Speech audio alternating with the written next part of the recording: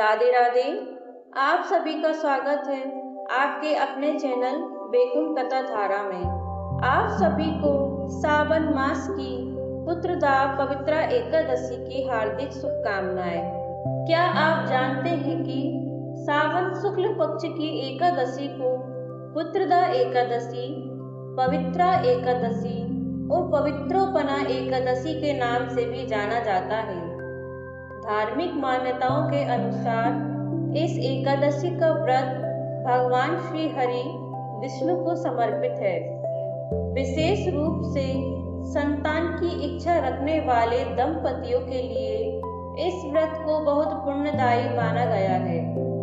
वैदिक पंचांग के अनुसार एकादशी तिथि 23 अगस्त रविवार सुबह 2:01 से प्रारंभ होगी और रविवार को पूरा दिन रहेगी। एकादशी तिथि समाप्त होगी 24 अगस्त सोमवार सुबह 4:18 पर। पंचांग के अनुसार इस बार 2 दिन एकादशी का व्रत रहेगा।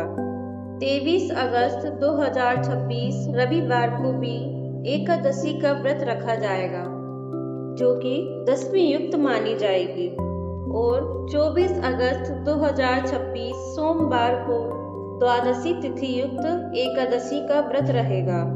द्वादशी तिथि 24 अगस्त सोमवार सुबह 4:19 से प्रारंभ होगी और 25 अगस्त मंगलवार सुबह 6:20 पर समाप्त होगी, और एकादशी व्रत पारण का समय भी मंगलवार सुबह 6:20 तक रहेगा। इसी समय आप एकादशी व्रत पारण कर सकते हैं। उत्तरदा एकादशी भगवान श्री हरि विष्णु को समर्पित मानी जाती है। धार्मिक मान्यता के अनुसार इस दिन व्रत भगवान विष्णु की पूजा, विष्णु मंत्र का जाप, कथा श्रवण और दान पुण्य करने से विशेष पुण्य प्राप्त होता है। कहा जाता है कि इस व्रत का श्रद्धापूर्वक पालन करने से भगवान विष्णु प्रसन्न होते हैं और भक्त की मनोकामना पूर्ण करते हैं। विशेष रूप से संतान प्राप्ति की इच्छा रखने वाले लोगों के लिए इस एकादशी का विशेष महत्व बताया गया है। आप जानते हैं कि इस दिन भगवान विष्णु की पूजा किस प्रकार की जाती है। सबसे पहले सुबह ब्रह्म मुहूर्त में उठकर स्नान करके स्वच्छ वस्त्र धारण करें। इसके बाद घर के पूजा स्थान को साफ करके भगवान विष्णु की प्रतिमा या तस्वीर स्थापित करें। भगवान विष्णु को पीले फूल, तुलसी दल, फल और नैवेद्य अर्पित करें। इसके बाद दीपक जलाकर भगवान विष्णु का ध्यान करें। आप अपनी श्रद्धा के अनुसार ओम नमो भगवते वासुदेवाय मंत्र का जाप कर सकते हैं। इसके बाद पुत्रदा एकादशी की व्रत कथा सुने या पढ़ें। दिन भर भगवान का स्मरण करें और अपनी क्षमता एवं स्वास्थ्य के अनुसार व्रत रखें। रात्रि में भगवान विष्णु का भजन, कीर्तन या जागरण करना भी धार्मिक रूप से शुभ माना जाता है। द्वादशी के दिन पूजा करने के बाद योग्य ब्राह्मण या जरूरतमंद व्यक्ति को भोजन एवं दान देकर व्रत का पारण करें। द्वादशी के दिन रात्रि में जागरण करना बहुत ही फलदायी माना गया है। इसलिए द्वादशी की रात्रि में आप अपनी स्वेच्छा अनुसार भजन एवं कीर्तन अवश्य करें। चलिए अब सुनते हैं इस पवित्र एकादशी की पावन कथा। एक समय की बात है, द्वापर युग में महिष्मति नाम की एक नगरी थी। यह नगरी बहुत ही समृद्ध और वैभवशाली थी। वहां के राजा थे राजा महीजीत। राजा महीजीत बहुत ही धर्मात्मा, सत्यवादी एवं दयालु थे। वह अपनी प्रजा का पालन बिल्कुल अपने पुत्रों की तरह करते थे। उनके राज्य में किसी को किसी प्रकार की परेशानी न हो, इसका राजा हमेशा ध्यान रखते थे। लेकिन राजा के जीवन में एक बहुत बड़ा दुख था। उनके कोई संतान नहीं थी। राजा के पास धन था, राज्य था, सम्मान था और प्रजा का प्रेम भी था, लेकिन संतान के अभाव ने उनके हृदय को भीतर से दुखी कर रखा था। रात के समय जब पूरा राजमहल शांत हो जाता, तब राजा अपने मन की पीड़ा में डूब जाते। उन्होंने संतान प्राप्ति के लिए अनेक यज्ञ किए, ऋषि मुनियों से मिले, तीर्थ यात्राएं की, दान पुण्य किए, लेकिन फिर भी उन्हें संतान का सुख प्राप्त नहीं हुआ। एक दिन राजा ने अपने मंत्रियों, पुरोहितों और प्रजाजनों की सभा बुलाई। राजा ने दुखी होकर कहा, मैंने कभी किसी के साथ अन्याय नहीं किया, मैंने किसी का धन नहीं छीना, मैंने ब्राह्मणों का अपमान नहीं किया, मैंने हमेशा अपनी प्रजा की रक्षा की और सबको अपने पुत्र के समान माना। फिर मेरे जीवन में संतान का सुख क्यों नहीं है? राजा की पीड़ा सुनकर सभी का हृदय द्रवित हो गया। सभी ने राजा की समस्या का समाधान खोजने का निर्णय लिया। राजा अपने मंत्रियों के साथ वन की ओर निकल पड़े।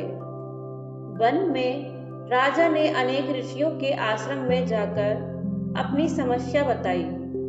अंत में उन्हें लोमेश ऋषि के दर्शन हुए। राजा और उनके मंत्रियों ने ऋषि को प्रणाम किया। राजा ने हाथ जोड़कर अपनी पीड़ा बताई।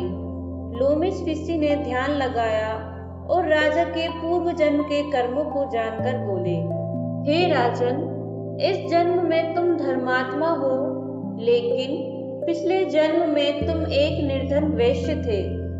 ऋषि ने राजा को उनके पिछले जन्म की घटना सुनाई। एक बार ज्येष्ठ मास की बहुत गर्म दोपहर थी। वह व्यक्ति कई समय से भूखा प्यासा था। चलते चलते वह एक जलाशय के पास पहुंचा। वहां एक प्यासी गाय अपने छोटे बछड़े के साथ पानी पी रही थी। वह गाय बहुत प्यासी थी, लेकिन उस व्यक्ति ने गाय को वहां से हटा दिया और स्वयं पहले पानी पी लिया। प्यासी गाय को पानी से वंचित करने के कारण उसके हृदय को बहुत पीड़ा हुई। लोमेश ऋषि ने राजा से कहा, हे राजन, उस दिन तुम भूखे रहे थे। उस भूखे रहने के पुण्य के कारण तुम्हें अगले जन्म में राजा का पद प्राप्त हुआ, लेकिन जिस प्रकार तुमने प्यासी गाय को पानी से वंचित किया, उसी कर्म के कारण तुम्हें इस जन्म में संतान सुख से वंचित होना पड़ा। यह सुनकर राजा बहुत दुखी हो गए। उन्होंने ऋषि से हाथ जोड़कर पूछा, हे ऋषिवर, क्या इस पाप का कोई प्रायश्चित नहीं? क्या मुझे संतान का सुख प्राप्त हो सकता है? तब लोमेश ऋषि ने कहा, हे राजन, सावन मास के शुक्ल पक्ष की एकादशी को पुत्रदा एकादशी कहा जाता है। इस दिन भगवान श्री हरि विष्णु का श्रद्धा पूर्वक व्रत करो। रात्रि में भगवान का स्मरण करते हुए जागरण करो और द्वादशी के दिन विधि पूर्वक व्रत का पारण करो। इस व्रत से प्राप्त पुण्य को संतान प्राप्ति की कामना से भगवान को समर्पित करो। ऋषि की बात सुनकर राजा को बहुत आशा मिली। जब सावन शुक्ल पक्ष की एकादशी आई, तो राजा ने पूरे विधि विधान और श्रद्धा के साथ भगवान विष्णु का व्रत किया। पूरे नगर के लोगों ने भी राजा के साथ भगवान विष्णु की पूजा की। रात्रि में भजन, कीर्तन और भगवान का स्मरण किया। पूरा नगर भक्ति में हो गया। राजा ने अपने मन में भगवान विष्णु से प्रार्थना की, हे प्रभु, मेरे पूर्व कर्मों के दोष को क्षमा करें और मुझे संतान सुख प्रदान करें। राजा ने इस व्रत का पुण्य भगवान को समर्पित कर दिया।